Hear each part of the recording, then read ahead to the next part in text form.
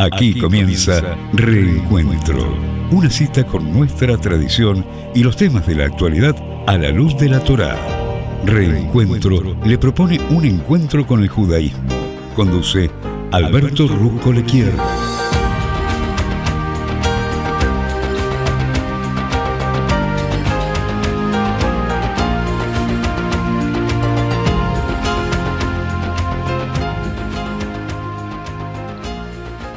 Muy buenas tardes, aquí Alberto Rusco Lequier una vez más los saluda y les agradece a todos ustedes por estar acompañándome aquí en la querida ciudad de Buenos Aires y desde aquí hacia todo el mundo a través de nuestra querida Radio High. Reencuentro es la posibilidad que te acerca para beber en los exquisitos e inagotables manantiales de sabiduría de la Torá para tratar de salir de este encuentro mucho, pero mucho más rico que cuando lo hemos comenzado. Muchísimas gracias por estar conmigo en este día que corresponde al día 28 del mes de Tishrei del calendario hebreo del año 5784. Recordándote que el horario para prender velas de Shabbat en la ciudad de Buenos Aires está establecido a las 18 horas 48 minutos y el Shabbat termina mañana, el sábado, a las 19 horas 45 minutos. Muchas gracias de todo corazón por estar conmigo. Bien. Ya estamos comenzando un nuevo ciclo de lectura de la Torá, ya hemos tenido las celebraciones de Simchat Torah, no menos cierto con toda la tristeza de lo que está sucediendo en la tierra de Israel, pero vamos a seguir adelante y Am Israel Hay, el pueblo judío vive, qué duda cabe. Vamos a hablar un poquitito del Génesis, ¿qué te parece? Empieza el primer libro de la Torá y hablamos de Génesis o Bereshit. Y uno se pregunta muchas cosas. Claro, se habla del primer pecado, pero ¿cuál fue exactamente el primer pecado? Se habla del árbol del conocimiento del bien y el mal, pero ¿qué era el árbol del conocimiento del bien y el mal? ¿Había un conocimiento malo que tenía que estar prohibido y al que solo se llegaba a través del pecado? ¿Acaso, pregunto, no es importante para el ser humano que conozca la diferencia entre el bien y el mal? ¿No es una de las formas supremas del conocimiento saber la diferencia? Seguramente que el Creador hubiera querido que los humanos tuviéramos este conocimiento y supiéramos la diferencia. Y si esto es así, ¿por qué prohibió el fruto que permitía conocer el mal? En todo caso, uno también se puede preguntar, ¿acaso Adán y Eva no tenían ese conocimiento antes de comer el fruto? Precisamente porque ellos estaban creados a imagen y semejanza de Dios. Claro, seguramente esto estaba implícito por el hecho de que Dios les había ordenado, que les dijo, sean fructíferos y multiplíquense, tengan dominio sobre la naturaleza, no coman del árbol. Para que alguien comprenda un mandamiento, debe saber que es bueno obedecer y tiene que saber que es malo desobedecer. O sea, que ya tenían potencialmente el conocimiento del bien y el mal. De esto ya no cabe ninguna duda. ¿Pero qué cambió entonces cuando comieron el fruto? Claro, son preguntas bastante complejas, pero vamos a tratar de entender un poquitito más esta narrativa. ¿Qué te parece? Pues sabes que Maimónides, el sabio, entendió esto. Y él precisamente habla en un episodio, en el libro de él, que se llama Guía para los Perplejos. Lo dice en el libro 1, ¿no? ¿Y cuál es la respuesta? Pero su respuesta, sin embargo, nos deja perplejos. Porque antes de comer el fruto, los primeros seres humanos conocían la diferencia entre la verdad y la falsedad. Lo que adquirieron luego de comer el fruto era el conocimiento de cosas generalmente aceptadas.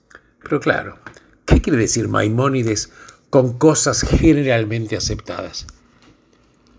Está generalmente aceptado que asesinar es malo. Está generalmente aceptado que ser honesto es bueno. ¿Pero qué quiere decir Maimónides? ¿Que la moral es una mera convención? No, seguramente que no. Lo que quiso decir es que después de comer el fruto, el hombre y la mujer estaban avergonzados por estar desnudos. Y ese es un mero tema de convención social, ya que no todo el mundo se avergüenza por la desnudez. Pero ¿cómo podemos equiparar la vergüenza de estar desnudo con el conocimiento del bien y el mal. Entonces, claro, no tiene mucha relación, no parece referirse a esto en absoluto, porque las convenciones de la vestimenta tienen que ver con la estética y no con la ética.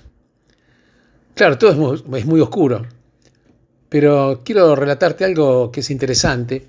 Vos sabés que vamos a ver un poquitito de historia ya más reciente. Vos sabés que en la guerra, en diciembre de 1941, cuando los japoneses atacan Pearl Harbor, los norteamericanos sabían que estaban por entrar en una guerra con una nación que era Japón. Pero la verdad que los americanos o los norteamericanos no comprendían la cultura de Japón.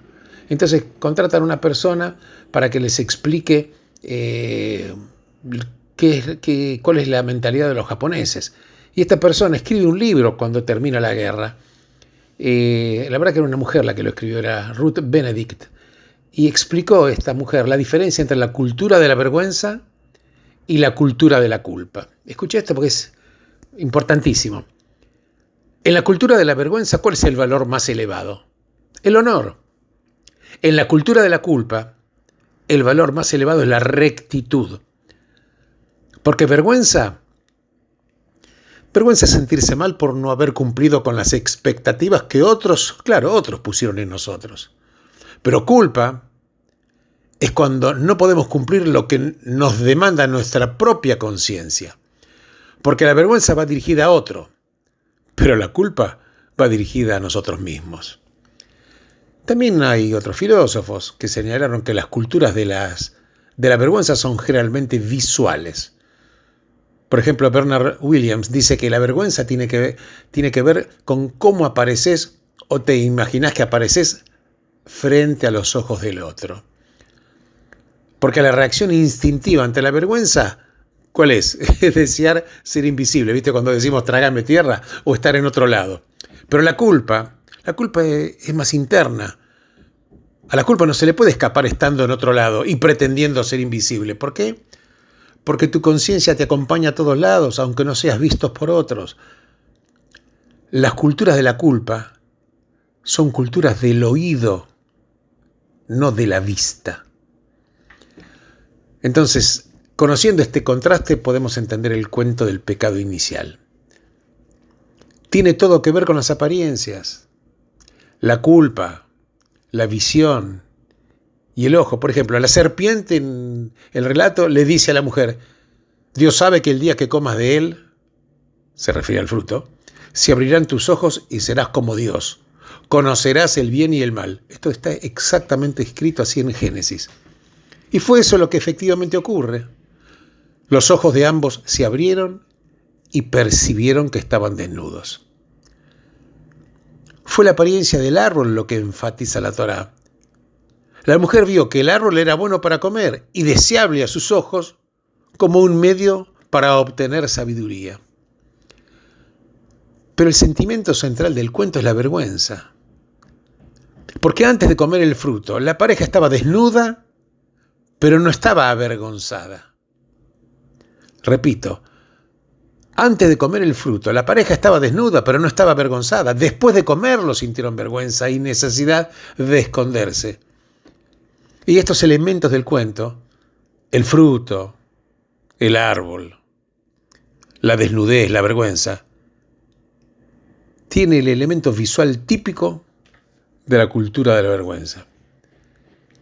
En el judaísmo creemos que Dios es escuchado, pero no es visto. Los primeros seres humanos escucharon la voz de Dios moviéndose por el jardín con el viento diurno. Así está escrito. Contestándole a Dios, el hombre dice: oí tu voz en el jardín y tuve miedo porque estaba desnudo. Por eso me escondí.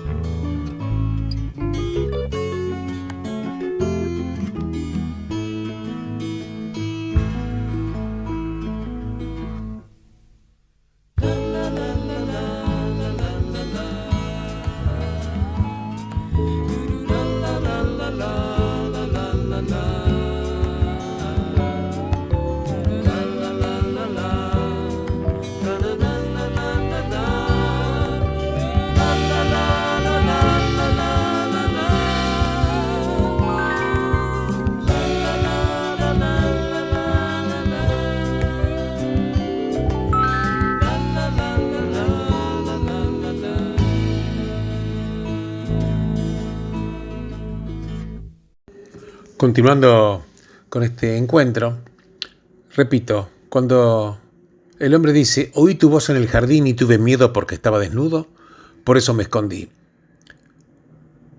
Vamos a ver la ironía deliberada, porque la verdad que es algo raro o cómico casi de lo que hizo la pareja. ¿Escucharon la voz de Dios en el jardín? ¿Y se escondieron de Dios entre los árboles del jardín? Pero claro, si no es posible esconderse de una voz, porque cuando vos te escondes es porque no querés ser visto. Es casi una respuesta intuitiva, natural, una respuesta inmediata a la vergüenza. Pero la Torá es el ejemplo de la cultura de la culpa. Repito, la Torá es el ejemplo de la cultura de la culpa, no de la vergüenza. Y no se puede escapar a la culpa escondiéndose, porque la culpa no tiene que ver con apariencias. Todo lo que tiene que ver con la conciencia, a eso se refiere. La voz de Dios en el corazón humano. El pecado de los primeros seres humanos en el jardín del Edén fue que siguieron a sus ojos, no a sus oídos. Sus acciones fueron determinadas por lo que vieron, que era la belleza del árbol, no por lo que oyeron. Y lo que oyeron, ¿qué era? La voz de Dios ordenándoles que no coman de él. Entonces el resultado fue que efectivamente adquirieron el conocimiento del bien y el mal, pero este conocimiento era el del tipo equivocado, porque adquirieron una ética de vergüenza y no una ética de la culpa. Adquirieron una cultura de apariencias y no una cultura de conciencia. Y eso precisamente, posiblemente, es lo que Maimónides quiso significar cuando habla de distinguir entre verdad y falsedad, y las cosas generalmente aceptadas. Porque la ética de la culpa es la voz interna que tenemos que dice que esto está bien y esto está mal, tan claramente como que esto es verdadero y esto es falso. Pero la ética de la vergüenza es sobre convenciones sociales, es una forma de cumplir o de no cumplir las expectativas que otros tienen de uno. Las culturas de la vergüenza son esencialmente códigos de conformidad social, porque pertenecen a grupos donde la socialización asume la forma de interiorizar los valores del conjunto de manera tal de hacer sentir vergüenza. La verdad que la vergüenza es una forma aguda de oprobio, y le hacen sentir vergüenza al que transgrede esta forma de lo que siguen todos los demás, sabiendo que si alguien lo descubre va a afectar su honor e imagen. Pero te quiero decir algo, el judaísmo es exactamente todo lo contrario de este tipo de moral, porque los judíos no adhieren a lo que hacen todos los demás. Abraham, por ejemplo, dicen los sabios, estaba dispuesto a estar de un lado cuando el resto del mundo estaba del otro. Las costumbres de los judíos según Hamán, son diferentes a los otros pueblos, así lo decía, está escrito en el libro de Esther. Los judíos frecuentemente han sido iconoclastas, porque desafiando a los ídolos de la época, y desafiaron la sabiduría reinante, y desafiaron el espíritu de la época, y desafiaron lo políticamente correcto. Claro, pero si los judíos hubiéramos seguido a la mayoría, hubiéramos desaparecido hace mucho tiempo. En la época bíblica, eran los únicos monoteístas en un mundo pagano. Y durante mucho tiempo de la era post-bíblica, el pueblo judío vivió en sociedades en las que compartían su fe con solamente una ínfima minoría de la población. Porque el judaísmo es una protesta viviente contra el instinto de masas. El judaísmo es una protesta viviente contra el instinto de masas, porque la nuestra es una voz disidente en la conversación de la humanidad. Por eso la ética del judaísmo no es materia de apariencias, no es materia de honor, no es materia de vergüenza, es materia de escuchar y acatar la voz del Creador en las profundidades del alma. El drama de Adán y Eva no trata de manzanas, no trata de sexo, no trata del pecado original o de la caída, que son interpretaciones no judías que fueron dadas por Occidente. Es de algo más profundo. Trata del tipo de moralidad que hemos sido llamados a vivir. Vamos a ser gobernados por lo que hacen todos los demás, como si la moralidad fuera como la política, la voluntad de la mayoría. ¿Estará nuestro, cómo podría decir, nuestro horizonte emocional limitado por la vergüenza y el honor? Dos sentimientos profundamente sociales. ¿Es nuestro valor central la apariencia, como los ven los demás, o es algo totalmente distinto, que es la voluntad de aceptar la palabra y la voluntad del Creador? Adán y Eva enfrentaron esta arquetípica situación humana de tener que elegir entre lo que vieron sus ojos, que es lo que habían visto, el árbol y sus frutos, y lo que percibieron sus oídos, que era la orden de Dios. Como eligieron lo que vieron sus ojos, sintieron vergüenza, no culpa. Esa es una forma del conocimiento del bien y del mal, pero desde una perspectiva judía es la forma equivocada. Te repito este concepto porque es fundamental. Tuvieron que elegir a Adán y Eva entre lo que vieron sus ojos, ¿qué es lo que habían visto? El árbol y los frutos. Y tenían que elegir entre lo que percibieron sus oídos, que era la orden de Dios. Pero como ellos eligieron lo que vieron, el árbol y los frutos, sintieron vergüenza, por eso no sintieron culpa. Y es una forma del conocimiento del bien y del mal, pero desde una perspectiva judía, insisto, es la forma equivocada. Porque el judaísmo es una fe, es una religión de escuchar, no de ver. No quiere decir que no hay elementos visuales en el judaísmo, claro que los hay, pero no son los primarios. Escuchar es tarea sagrada. La orden más importante del judaísmo es el Shema Israel. ¿Qué quiere decir? Oye Israel. Lo que hizo que Abraham, Moshe y los profetas fueran diferentes a sus contemporáneos, ¿sabes qué fue? Fue que ellos escucharon la voz que para otros era inaudible.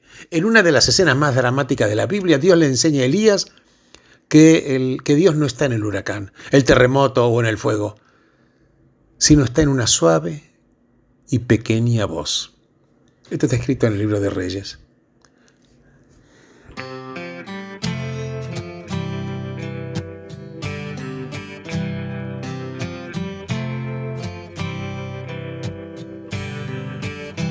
האהבה כואבת לי וזה כאב שאין לו כבר מקום אצלי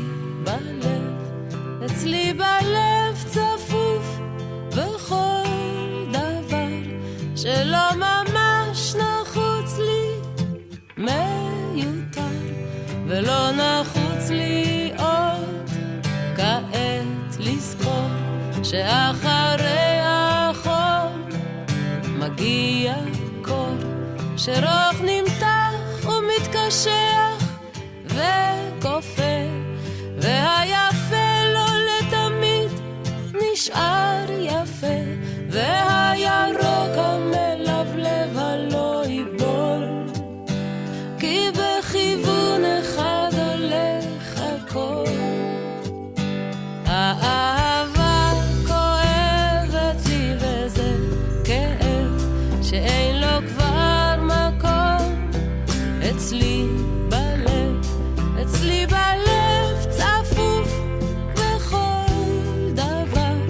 שלא ממש נחוץ לי, מיותר ולא נחוץ לי עוד כעת לזכור שאחרי החום מגיע קור, שרוך נמתח ומתקשח וכופה, והיפה לא לתמיד נשאר יפה, והירוק המלבלב הלא ייבול, כי בכיוון אחד הולך הכל, והחשבון מוגש ומשולם, אצלי בלב צפוף מדי בשביל כולם, וגם לחוץ מאוד לי קצת שלווה, ואי אפשר שעוד תכאב לי אהבה.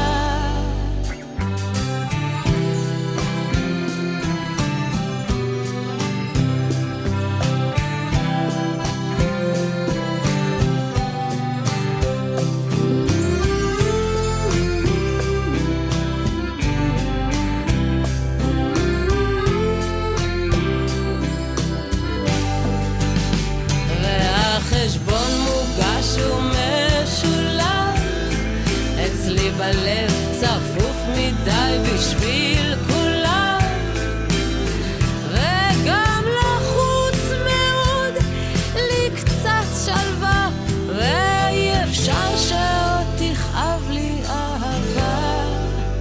לא, אי אפשר שעוד תכאב לי אהבה. האהבה כואבת לי וזה כאב שאין לו כבר מקום אצלי בלב.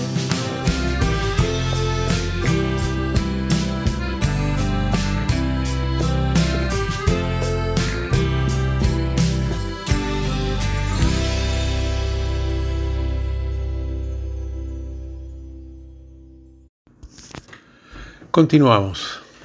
Como te dije en el corte anterior, que el creador no está en el huracán, no está en el terremoto, en el fuego, sino a veces está en una suave y pequeña voz. Claro que se requiere entrenamiento, concentración y también habilidad para crear silencio en el alma, para aprender a escuchar, ya sea que escuchemos al creador o a otro ser humano. La visión nos muestra la belleza del mundo creado. Claro, uno ve, se maravilla con lo que ve, pero escuchar nos conecta con el alma del otro. Y a veces con el alma del otro, de Dios cuando nos habla, llamándonos, convocándonos a nuestra tarea en el mundo.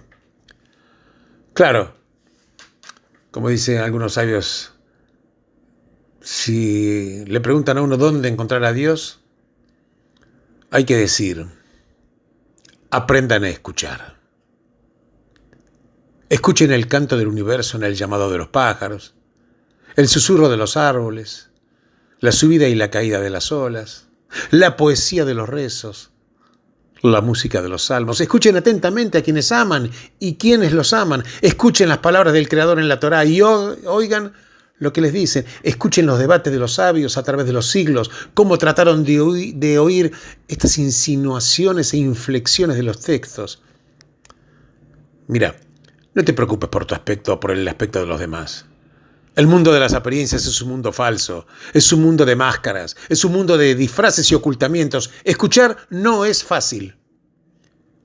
Claro, esto es extraordinariamente difícil, pero solamente cuando escuchamos podemos superar el abismo entre el alma y el otro alma, entre el yo y el otro, entre uno y la divinidad, porque la espiritualidad judía es el arte de escuchar.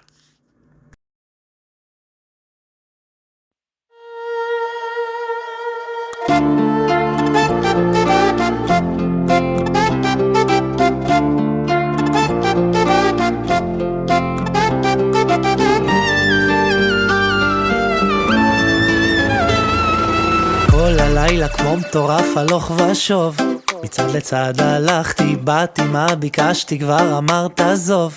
מודה שהתאכזבתי, אז מה שמספרים לך זה ממש לא זה. תפסיקי לחיות איתי על הקצה, כל הלילה כמו מטורף הלוך ושוב, כל הלילה מחפש אותך ברחוב. אומרים שהשתגעתי, מה יכול להיות לך טוב. נשבע שהתבלבלתי, באתי ולך נשבעתי, את הכל אעשה אנסה ואמרת לי תלך. את משחקת פה על חבל דק, ואם הלכת אללה מעק, אללה מעק, איתך אני נחנק. את משחקת פה על חבל דק, ואם הלכת אללה מעק, אללה מעק, די אני נחנק.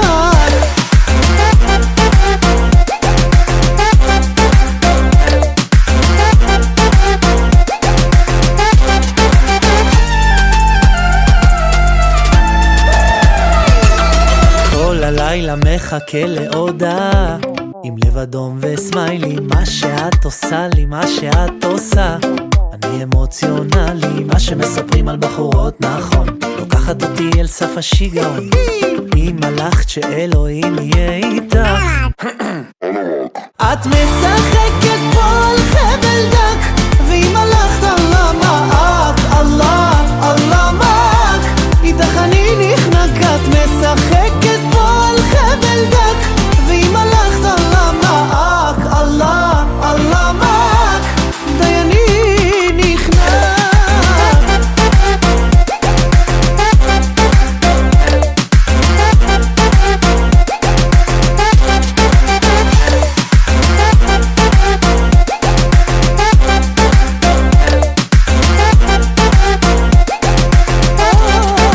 אז באתי ולך נשבעתי, את הכל אעשה אנסה ואמרת לי תלך. את משחקת פה על חבל דק, ואם הלכת אללה מעק, אללה מעק, איתך אני נחנק. את משחקת פה על חבל דק, ואם הלכת אללה מעק, אללה מעק, די אני נכנע.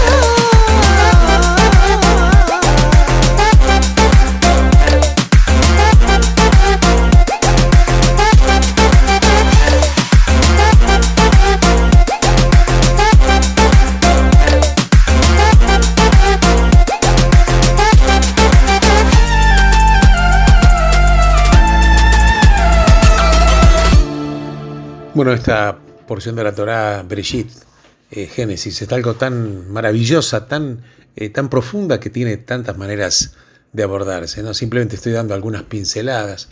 Fíjate que cuando en el relato se dice que el ser humano se le dio dominio sobre las bestias, sobre los peces y las aves, dominio absoluto tenemos, pero no tenemos dominio sobre otro hombre, porque el ser humano no tiene ni debe tener dominio sobre otro humano, porque hay que dejar a la humanidad libre de toda servidumbre humana. Bueno, pero cuando está escrito en el libro de la Torá, hagamos al hombre a nuestra imagen y a nuestra semejanza. Claro, a veces cuando leemos estas palabras, olvidamos que en el judaísmo Dios no tiene imagen o semejanza, porque hacer una imagen de Dios es una transgresión a los mandamientos, es el segundo de los 10 mandamientos, y ser culpable de idolatría.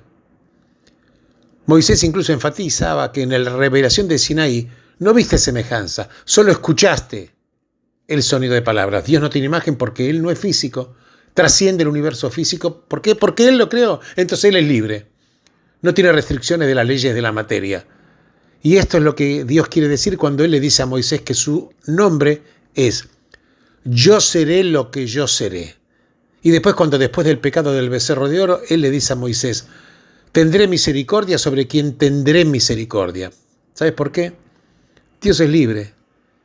Y haciéndonos a su imagen, Él nos dio también el poder de ser libres. Esto, como la Torá lo hace claro, fue el regalo más, algunos dicen, fatídico de Dios. ¿Por qué? Porque dada la libertad, los humanos la usan mal. Adán y Eva desobedecieron la orden de Dios. Caín, por ejemplo, mata a Abel. Para el final de la parashá nos encontramos en el mundo previo al diluvio, lleno con violencia al punto donde el Creador se arrepiente de que Él haya creado alguna vez a la humanidad, y es el drama central del Tanaj y del judaísmo como un todo. ¿Alguna vez, pregunto, usaremos nuestra libertad para respetar el orden?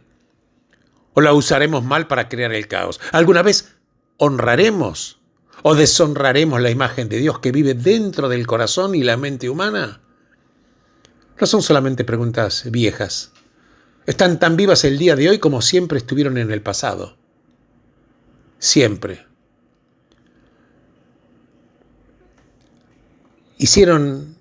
Te quiero comentar algunas cosas que, insisto, que no son preguntas antiguas. Están vivas como si fueran hoy.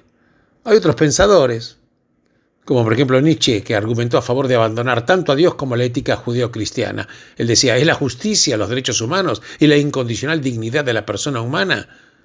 ¿Son capaces de sobrevivir solo sobre bases seculares? Nietzsche incluso pensaba que no. Y hay otro filósofo, como Wolterstorff, que publicó un trabajo magistral diciendo que nuestro concepto occidental de justicia recae en la creencia de que todos nosotros tenemos un gran e igual valor. El valor de ser hechos a la imagen de Dios y de ser amados de forma redentora por el Creador. No hay, insiste él, racionalidad secular en la que un marco similar de justicia puede ser construido. No lo hay. Ideas monoteístas hicieron de Occidente, por ejemplo, lo que es derechos humanos, la abolición de la esclavitud, el igual valor de todos y la justicia basada en el principio de que el derecho es soberano sobre el poder. El derecho es soberano sobre el poder, porque todos al final derivan de la declaración en el primer capítulo de la Torá de que fuimos hechos en la imagen y semejanza de Dios. Ninguno, pero escúchame bien, ningún otro texto ha tenido más grande influencia en el pensamiento moral, ni ha tenido otra civilización una visión tan elevada de lo que estamos llamados a ser. Bien, hoy hemos ya terminado el programa Reencuentro de este viernes. Les agradezco enormemente que me hayan acompañado. Les deseo todo lo mejor a todos ustedes. Benditos sean ustedes en el lugar en el cual se encuentren. Y Shabbat Shalom.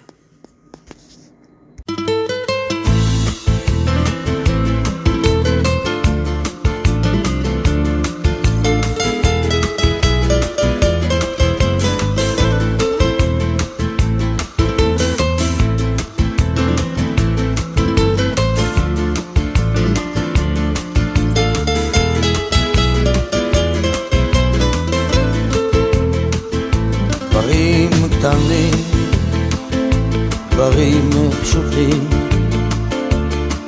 וקצת הפתעות באמצע הדרך, זמנים חולפים ומשתנים. אתמול אתה היית מלך, לאן פרחו הציפיות ואיך נשארת בלי תשובה, עוד לא הספקת לעשות. ומה נשאר מכל העבר? הכל תלוי בך חבר, היה חזק אל תישבר, אל תיתן לעצמות בך לפגוע, היה חזק ותתגבר. הכל תלוי בך חבר, היה חזק אל תישבר, אל תיתן לעצמות בך לפגוע, היה חזק ותתגבר.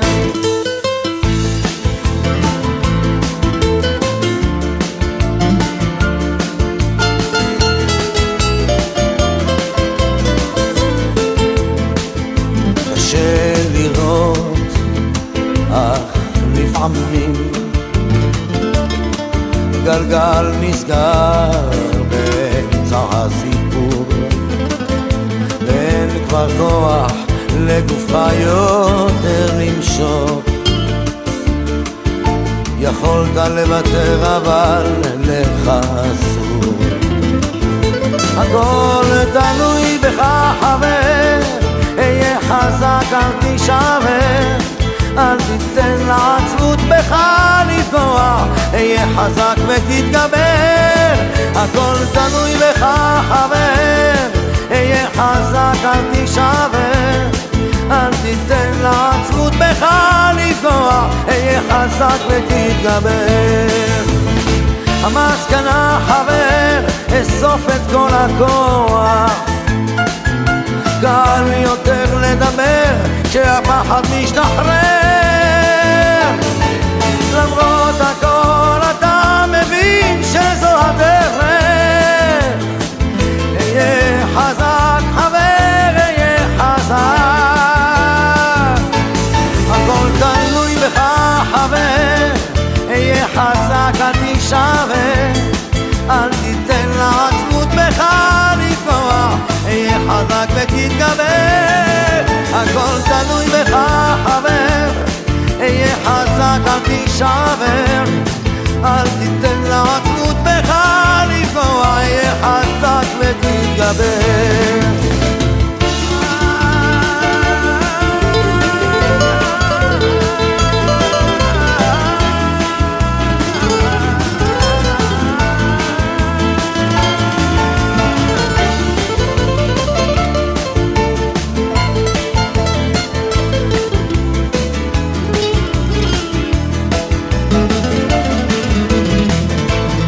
הכל תלוי בך חבר, אהיה חזק, אל תישבר, אל תיתן לעצמות בך לפגוע, אהיה חזק ותתגבר, הכל תלוי בך חבר, אהיה חזק, אל תישבר, אל תיתן לעצמות בך לפגוע, אהיה חזק ותתגבר.